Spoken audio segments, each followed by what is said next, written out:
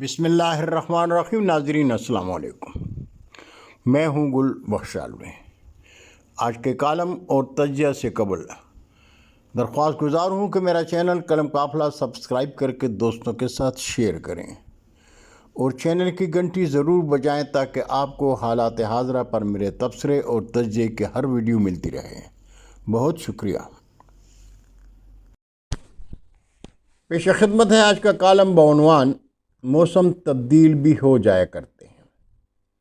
ناظرین، الیکشن 2024 میں جو کچھ ہوا دنیا نے دیکھا۔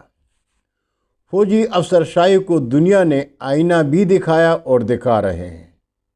جن کا مینڈیٹ چوری ہوا وہ افواج پاکستان کے جرنیلوں، قوم سے بدترین مذاق پر ماتم اور نظام عدل کے ایوانوں سے سر ٹکرا رہے ہیں۔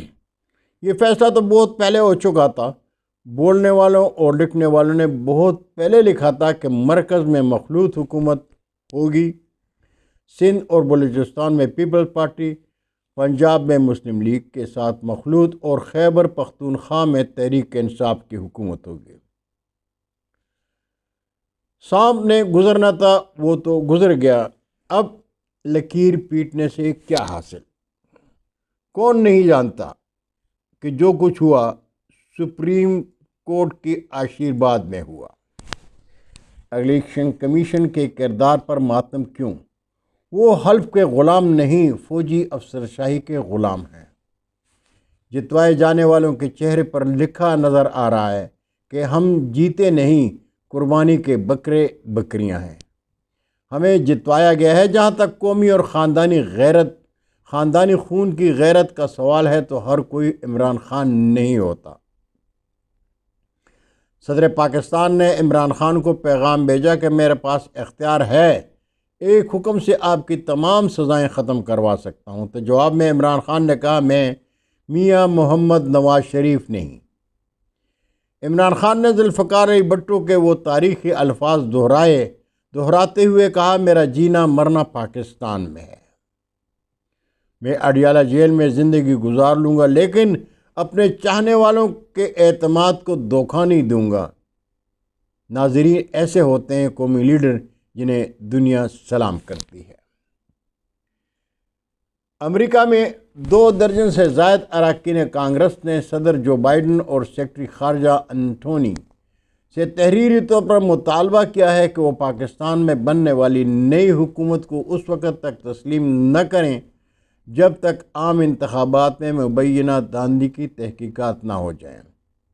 اس خط کی کاپی امریکی ریاست ٹیکساس سے منتخب رکن کانگریس گریگ کارسار نے بھی سوشل میڈیا پلیٹ فارم پر ایکس پر شیئر کی، جس پر مزید 30 اراکین کانگریس کے دستخط بھی موجود ہیں۔ پاکستان میں حقیقی جمہوریت کی شادابی کے لیے خط میں لکھا گیا ہے کہ پاکستان میں سیاسی اسیروں کو رہا کروایا جائے، محکمہ خارجہ ایسے تمام مقدمات کی تفصیلات جمع کرے، پاکستانی حکام پر واضح کیا جائے کہ امریکی قانون انسانی حقوق کی خلاف ورزی کرنے والوں اور جمہوریت کو نقصان پہنچانے والوں کا احتساب کرتا ہے۔ اس خط میں سابق وزیر اعظم عمران خان کو حال ہی میں سنائی گئی سزاؤں اور انتخابات کے دن 8 فروری کو انٹرنیٹ اور موبائل فون سروس بند کرنے کا بھی ذکر ہے۔ پاکستان امریکہ کا دیرینہ اتحادی ہے اور ہم خطے میں استحکام اور دہشت گردی کے انسداد کے کاوشوں میں دونوں ممالک کے تعلقات کو تسلیم کرتے ہیں۔ یہ امریکہ کے مفاد میں ہے کہ پاکستان میں جمہوریت پنپتی رہے اور انتخابات کے نتائج پاکستانی لوگوں کے مفاد کے عکاس ہوں، نہ کہ پاکستانی اشرافیہ اور فوج کے۔ ناظرین، پاکستان تحریک انصاف نے IMF کو لکھے خط میں IMF کو صاف اور شفاف انتخابات کا وعدہ یاد دلایا ہے۔ یہ خط IMF کے جاری پروگرام سے متعلق نہیں بلکہ یہ مستقبل میں دھاندلی کے نتیجے میں بننے والی حکومت سے کسی بھی نئی ڈیل سے متعلق ہے۔ عمر ایوب کہتے ہیں کہ جب IMF نے پاکستان کے لیے پروگرام شروع کیا تھا تو عمران خان کی مرضی معلوم کی گئی تھی۔ عمران خان نے IMF سے صاف اور شفاف انتخابات کی ضمانت مانگی تھی جو انہیں دے دی گئی تھی۔ تخت اسلام آباد کے حکمران بھول گئے ہیں کہ عمران خان کی حکمرانی میں مغربی غلاموں نے اسمبلی میں جو کیا آج وہ بھگت رہے ہیں۔ جب تک حقدار کو اس کا حق نہیں ملے گا، قومی اور پنجاب اسمبلی مچھلی منڈی کا نظارہ ہوگی۔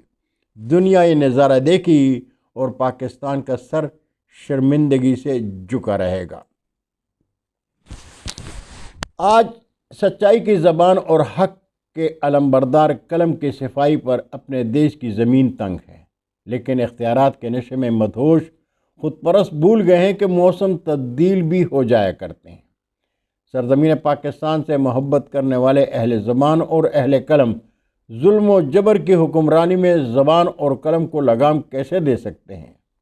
ان کی پہچان ان کا قلم اور ان کا دیش پاکستان ہے۔ پاکستان دوست اقتدار پر بھی اپنے دیش میں ان کے ساتھ کھڑے رہتے ہیں جو دیش اور دیش والوں کی بات کرتے ہیں، جو آزاد اور خود مختار پاکستان کی بات کرتے ہیں، جو عوام کے بنیادی حقوق کی بات کرتے ہیں۔ آج اس کے ساتھ کھڑے ہیں جو دنیا کفر کی آنکھ میں آنکھ ڈال کر کہتے ہیں جب کوئی شان قرآن اور شان رسالت کی شان میں گستاخی کرتا ہے تو ہم مسلمانوں کا دل درد کرتا ہے، ہم مسلمانوں کا خون کھول اٹھتا ہے۔ ناظرین، تخت اسلام آباد کے نام نہاد حکمران یاد رکھیں۔ اگر اسلامی جمہوریہ پاکستان میں قرآن اور آئین کے ساتھ کھڑا ہونا جرم ہے تو زندہ ضمیر پاکستانی اس جرم سے باز نہیں آئیں گے۔ اہل قلم کل بھی زندہ باد تھے، آج اور آنے والے کل کو بھی زندہ باد رہیں گے۔ بہت شکریہ ناظرین، اجازت چاہوں گا، زندگی نے ساتھ دیا تو برقی رابطے میں پھر ملاقات ہوگی۔ اللہ ہم سب کے پاکستان کا حامی و ناصر ہو۔ پاکستان زندہ باد۔